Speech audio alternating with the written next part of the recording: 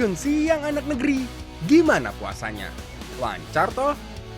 Ikut aku jalan-jalan ke Jawa Timur yuk. Aku mau cari lobster di sekitar Laut Pacitan.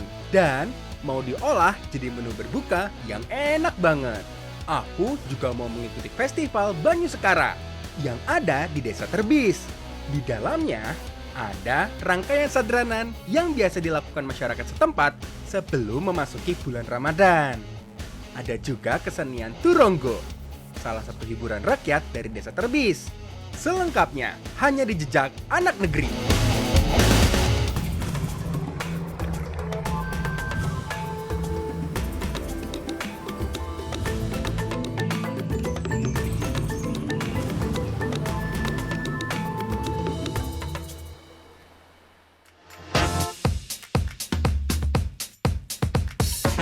Sekarang, aku lagi ada di Pantai Wawaran, salah satu pantai di Dusun Karangturi, Pacitan, yang biasa digunakan sebagai dermaga tempat nelayan mulai melaut.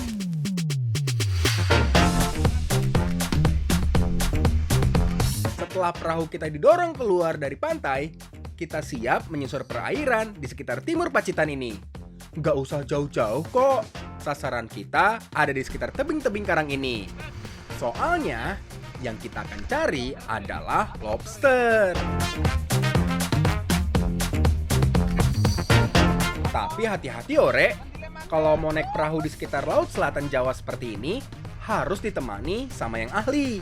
Soalnya, ombak dan arusnya lumayan kenceng, apalagi di sekitar karang seperti ini.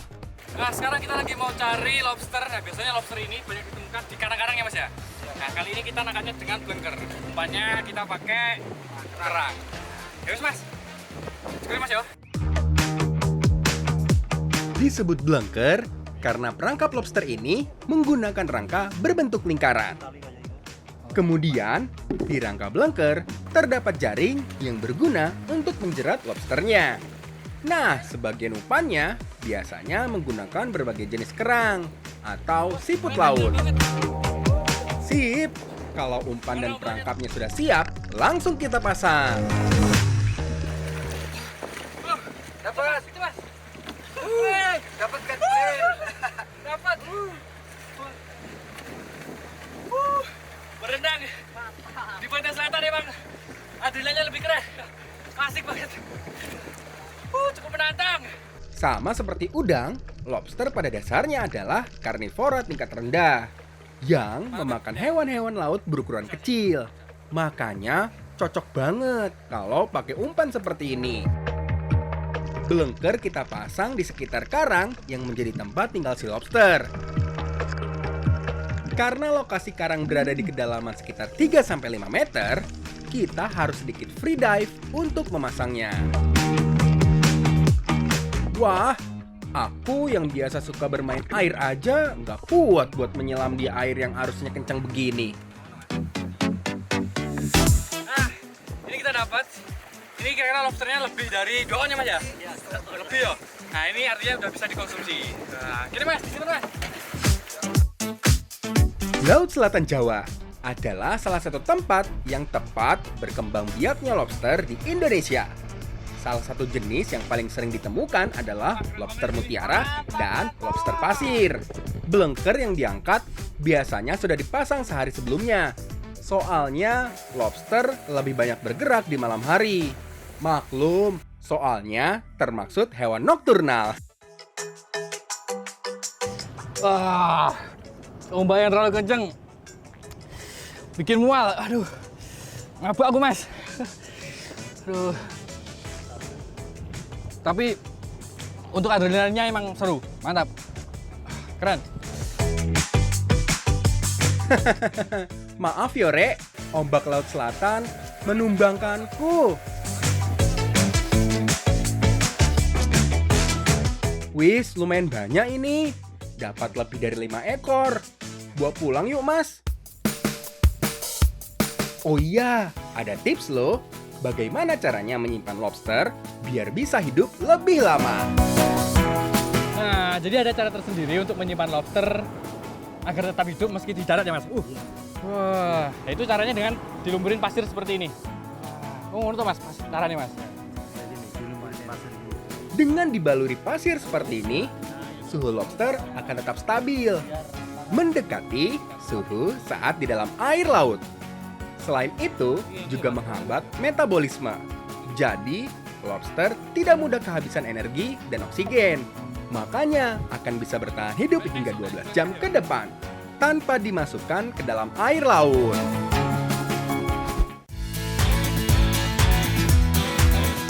Kira-kira lobster seperti ini diolah jadi apa ya yang enak? Yang cocok buat menu berbuka. Jadi sebenarnya lobster ini dibakar aja udah enak ya Mbak ya. Apalagi kalau dimasak dengan bumbu lengkap dan sama santan. Wah, kira-kira rasanya kayak apa ya? Wah, penasaran nih. Sebelum dimasak, belah dulu bagian bawah lobsternya. Nggak usah sampai benar-benar terbelah, hanya biar kebuka aja bagian bawahnya. Jadi saat dimasak, lebih mudah meresap bumbunya. Dan makannya juga lebih gampang. Untuk bumbu-bumbunya lumayan komplit yo. Hampir sama seperti bumbu gulai. Haluskan cabai rawit merah, bawang merah, bawang putih, dan kemiri. Ada juga tambahan cabai merah yang besar. Jangan lupa kasih kunyit. Rimpang satu ini yang akan membuat masakan berwarna kuning dan beraroma khas. Selain bumbu yang diulek, ada juga beberapa bumbu yang diiris, seperti cabai merah besar, tomat, sereh, dan lengkuas. Masih belum cukup. Masih ada parutan kelapa yang akan dibuat santan. Usahakan santannya nanti santan kental yo, biar rasa lobsternya lebih gurih. Sip, semua bahan dan bumbu sudah siap. Sekarang saatnya kita masak. Pertama, tumis dulu bumbu halusnya. Kemudian, tunggu sampai harum.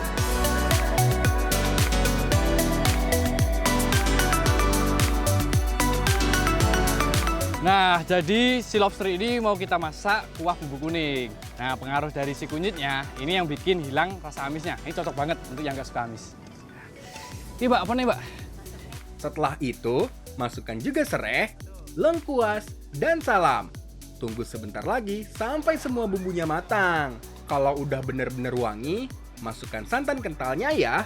Biarkan sampai mendidih. Jangan lupa terus diaduk biar nggak pecah santannya. Jadi tetap gurih nanti masakannya. Terakhir, masukkan lobsternya. Kemudian aduk-aduk sampai benar-benar matang dan bumbunya meresap sempurna. Oh iya, sama seperti udang dan kepiting, lobster akan berubah warnanya menjadi merah setelah matang. Jadi gampang banget kan buat tahu udah matang atau belum? Sip, ini dia lobster kuah santan kuning. Siap jadi menu berbuka. Lobster adalah salah satu jenis kuliner laut yang mewah. Biasanya dihidangkan di resto-resto mahal hingga diekspor ke luar negeri. Menikmati lobster di bulan puasa ini sangat baik karena manfaat dapat menambah energi dan menjaga sistem daya tahan tubuh. Dan di masa pandemi seperti ini, kandungan zinc dalam hidangan laut dapat menunjang fungsi imun. Wah, kalau soal kelezatan, semuanya sepakat. Kalau lobster ini salah satu makanan laut yang paling mantap ya Mas ya, paling enak. Nah, apalagi kalau dimasak dengan kuah bumbu kuning. Wah, ini makin top. Nih, yang paling enak Mas, ada mangan ning gurine langsung view laut. Wah, jos. Ayo Mas, tidak nih. Tapi, jauh sebelum jadi makanan mewah, pada sekitar abad 17, lobster dipandang sebagai hama dan hanya digunakan sebagai pakan ternak. Bahkan di Amerika, dulu lobster dijuluki sebagai kecoa laut. Itu sebelum orang-orang tahu cara mengolah hewan laut yang satu ini. Kalau sekarang sih jadi buruan ya.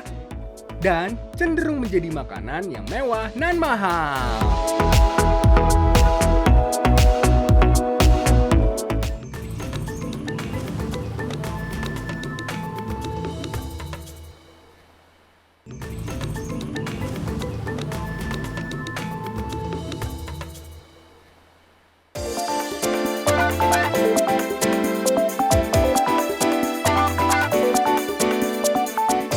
ke Desa Terbis, Kecamatan Panggul, Kabupaten Trenggalek.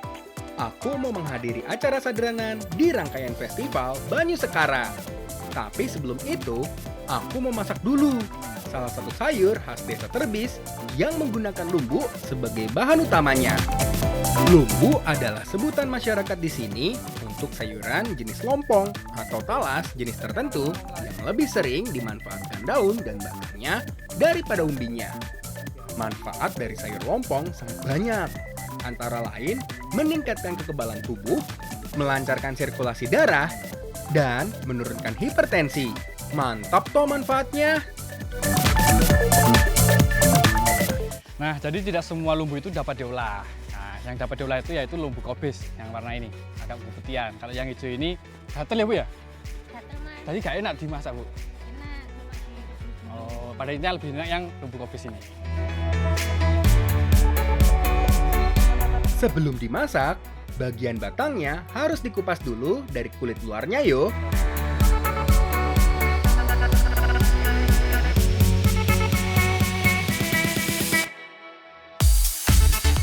Kulit luar batang lumbu ini kalis terhadap air.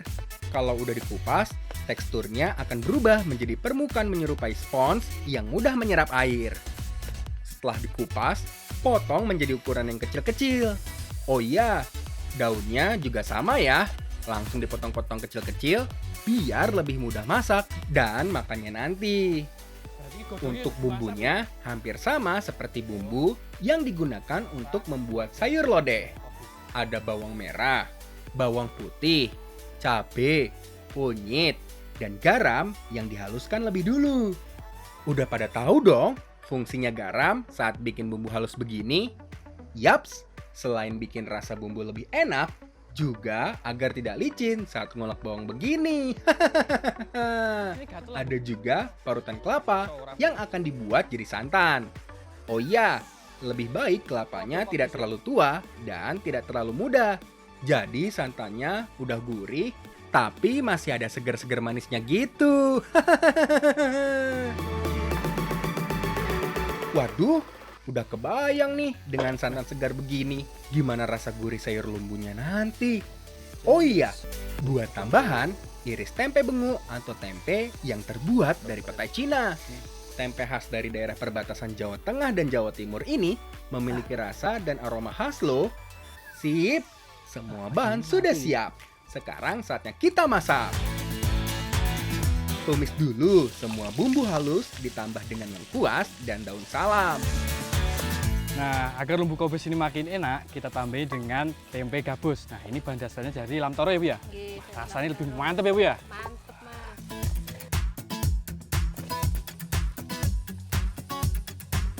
Jadi mana Bu? Wah, itu tuh ambune seger Bu. Ayo, boleh Mbak. Masukkan juga potongan batang dan daun lumbu. Sambil terus diaduk-aduk yo, biar lebih cepat layu dan bumbunya benar-benar meresap. Setelah itu, baru masukkan santan segarnya. Tinggal tunggu sampai benar-benar matang yo. Walaupun yang kita masak adalah jenis lumbu yang tidak gatal, tapi tetap aja, kalau belum matang sempurna, ada sedikit sensasi rasa gatal di lidah nanti. Sip, wis matang ki kayak sayur lumbunya.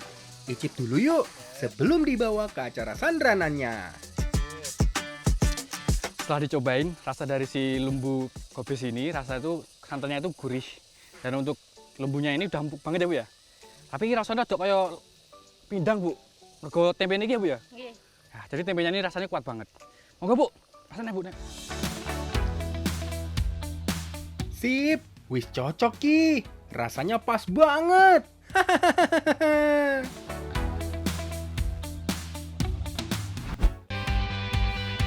Eits, tapi belum selesai. Aku masih mau bantu ibu-ibu masak. Untuk keperluan acara sandranan. Di rumah Bu Lurah, ada banyak ibu-ibu yang lagi mempersiapkan beras untuk dimasak. Kelapa sebagai bumbu urap, berbagai jenis sayuran, tempe, dan ayam. Aku tak bantu ngupas kelapanya dulu yo. Kayaknya kurang soalnya. Wajar, selain buat urap, Kelapa ini dipakai buat berbagai bumbu masakan lainnya. Buat urapnya juga cukup banyak. Lah, wong buat makan sekampung. Urap adalah salah satu makanan yang harus ada di setiap acara tradisi di Jawa. Biasanya berisi apa yang ada di dalam daerah itu. Selain urap, ayam ingkung juga wajib ada yo. Nah, jadi tidak hanya lembu kopi saja yang dibawa ke acara sadranan, namun juga ada berbagai macam olahan ya Bu ya. Nah, kali ini lagi bantu Ibu untuk mengolah ayam tulang. Nah, kita cabuti terus ini Bu ya. Sampai gundul woy.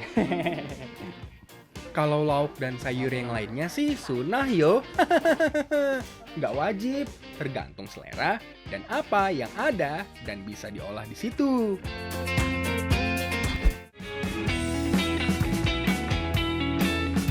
Sekarang tradisi sandranan siap dilaksanakan.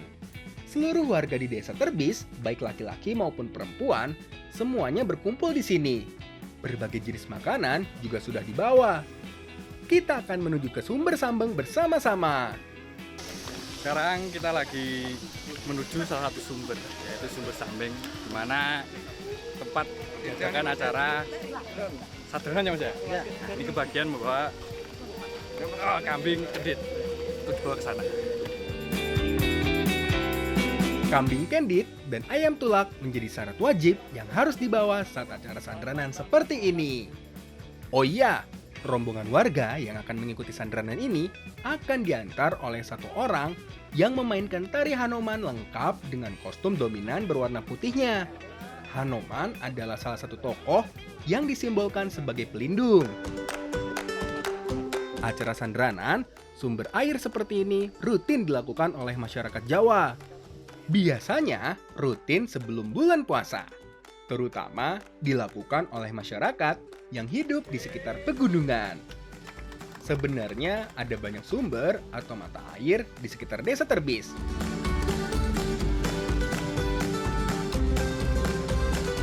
Tapi, salah satu yang terbesar dan tertua adalah sumber Sambeng.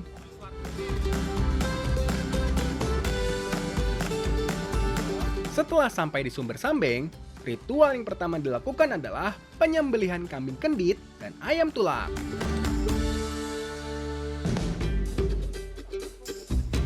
Jadi kambing kendit ini merupakan kambing yang sering digunakan untuk ritual di tanah Jawa. Nah, ciri-cirinya berwarna hitam dan ada lingkar putih di bagian perutnya.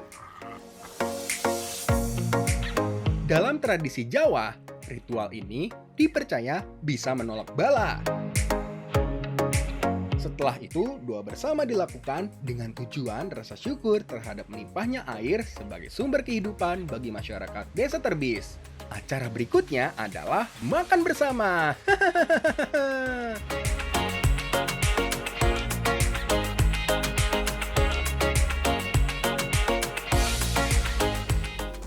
Nah, jadi dalam tradisi sadranan itu terdapat berbagai macam kuliner. Ada tumpeng, ada takir, dan ini nih yang kita masak. Ada lumbu. Wah, seger Mbak ya? Mangan bareng-bareng ini. Wah. Kok silepet.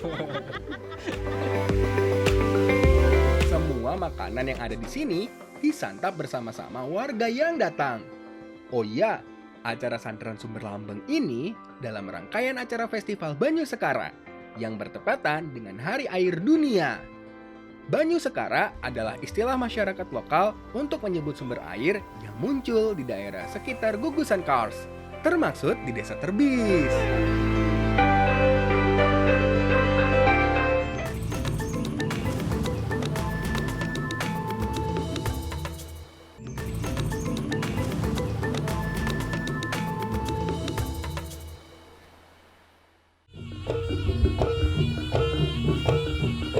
Dalam acara Festival Banyu Sekara, selain acara sandranan dan diskusi mengenai kawasan konservasi Kars di sekitar Desa Terbis, ada juga hiburan rakyat.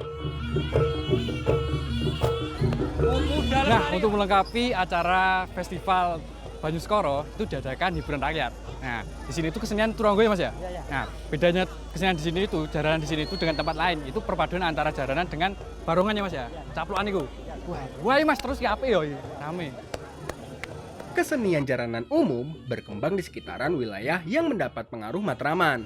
termaksud wilayah Desa Terbis ini yang zaman dulu tergabung dalam wilayah Mataram. Makanya nggak heran kalau di sini berkembang kesenian jaran atau turonggo. Yang membedakan hanya bagian detail dan tambahan lainnya. Tapi tetap saja yo, walaupun secara cerita dan detailnya agak berbeda, kesenian jaranan seperti ini tetap kental dengan unsur magicnya. Makanya ada banyak pemain jaranan yang melakukan hal-hal di luar nalar. Bener-bener kayak kebudayaan kita yo. Semua agar terintegrasi. Hubungan antara manusia dengan Tuhan, manusia dengan sesamanya, dan hubungan manusia dengan alam. Karena alam memberikan banyak manfaat.